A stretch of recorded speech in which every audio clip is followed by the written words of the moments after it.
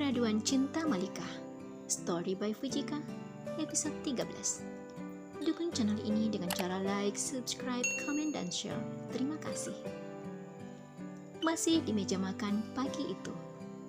Oh iya Pak, Ma, mulai hari ini Angga akan membawa istri Angga tinggal di apartemen.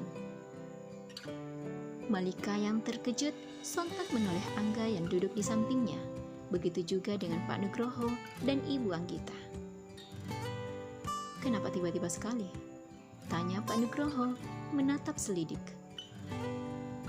Angga ingin mandiri dan membangun rumah tangga Angga bersama dengan istri Angga, Pak. Lagi pula, bukankah Papa sendiri yang bilang bahwa Angga saat ini adalah seorang suami yang harus bertanggung jawab kepada istri Angga? Supaya Angga bisa leluasa membimbing istri Angga, akan lebih baik kalau hanya ada kami berdua saja. Penuturan Angga tentu saja membuat Malika bertanya-tanya dalam hati. Benarkah apa yang dikatakan Mas Angga? Jika memang benar, aku sangat bersyukur. Ternyata Mas Angga juga memikirkan kelangsungan rumah tangga ini. Batinnya. Baiklah, jika memang kamu sudah berpikir demikian, Papa pasti mendukung rencanamu itu, ujar Pak Nugroho. Pak Nugroho lalu beralih menatap Malika. Malika, selama di sana kamu baik-baik ya. Kalau ada apa-apa, kamu bisa menghubungi Papa. Lanjutnya, maaf, Papa tidak mengantar kamu. Hari ini Papa sibuk di kantor. Tambahnya, tidak apa-apa, Pak, sahut Malika seraya tersenyum. Saat ini, Malika tengah berada di perjalanan menuju apartemen Angga. Pikirannya flashback ke ibu mertuanya yang cenderung tidak merespon baik kehadirannya di rumah itu. Jujur saja, ia merasa jika yang menginginkan pernikahannya dengan Angga hanya Pak Nugroho saja. Sedang Ibu Anggita terkesan sangat cuek dan bahkan tidak menghiraukan Malika. Terbukti, selama berada di rumah mertuanya, tak sekalipun Ibu Anggita mengajak Malika ngobrol atau sekadar menyapa. Hanya Pak Nugroho dan Arumi yang terlihat antusias menyambut kehadirannya di rumah itu. Beberapa menit kemudian, perhatiannya teralihkan ketika mobil yang dikemudikan Angga memasuki pelataran sebuah gedung yang tidak asing menurutnya. Apa cuma perasaanku saja? Aku merasa pernah kesini, gumamnya dalam hati. Turun, perintah Angga membuyarkan lamunan Malika. Rupanya mobil Angga telah terparkir sempurna di basement. Karena masih memikirkan hal tadi, Malika melupakan sesuatu yang sangat penting. Bersama dengan Angga, Malika masuk ke dalam lift.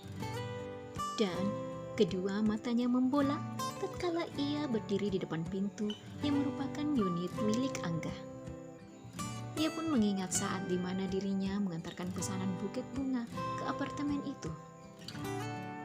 Jadi, pria yang menjadi suamiku sekarang adalah pria yang waktu itu. Ya Allah, betapa pelupanya aku ini.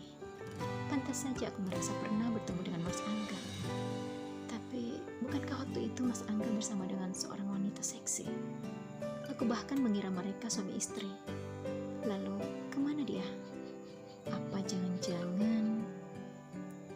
Malika menggiling cepat, memikirkan hal yang tidak-tidak. Dan itu tertangkap oleh manik Angga. Kenapa kamu masih di situ? Sontak, Malika menoleh Angga yang sudah berada di dalam. Ia pun mengayunkan langkah memasuki unit tersebut. Satu demi satu benda yang ada di sana diabsennya. Sampai akhirnya, pandangannya mengarah ke Angga yang saat ini telah duduk di sofa yang ada di ruang tamu sekaligus ruang TV. Duduklah, titah Angga, tentu saja dengan tatapan tidak ramah. Malika duduk agak jauh dari Angga. Sesekali ia melirik suaminya itu, kemudian menunduk. Dengar baik-baik, karena aku tidak suka mengulang kata-kataku. Jangan pernah kamu berharap cinta dariku, karena aku tidak akan pernah memberikan itu. Kita memang suami istri, tapi kita akan tidur di kamar terpisah. Dan yang paling penting, kita menjalin kehidupan masing-masing. Jadi jangan pernah mencampuri urusanku. Kamu mengerti? Bagai tersambar petir di siang bolong, Malika mendengar ucapan Angga. Ia pun menyadari satu hal.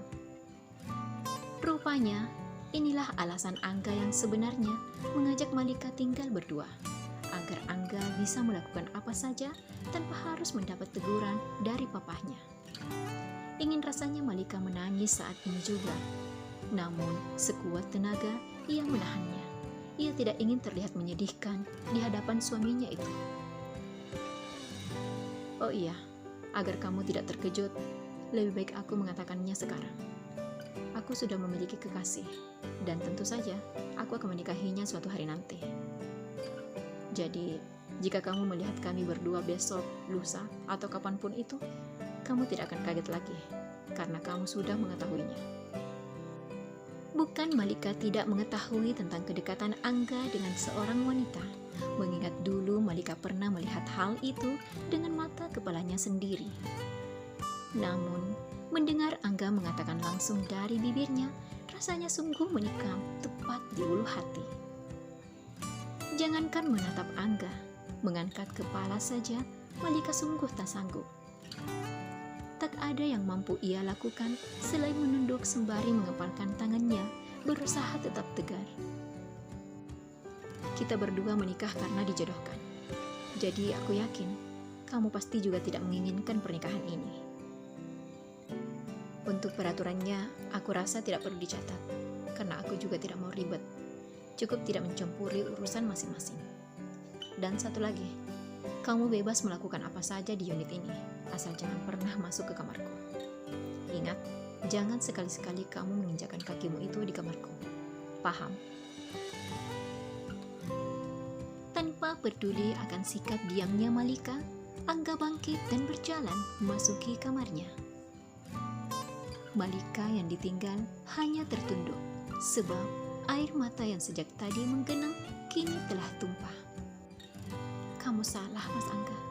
Walau pernikahan ini terjadi karena perjodohan, tapi aku selalu menerima apa yang ditakdirkan Allah padaku, termasuk pernikahan ini. Andai kata-kata ini dapat terucap di bibir Malika, tentulah ia merasa sedikit lega. Namun apa daya, kesedihan lebih dahulu menguasai dirinya dibandingkan keberaniannya sendiri. Terus dukung channel ini dengan cara like, subscribe, komen, dan share. Terima kasih.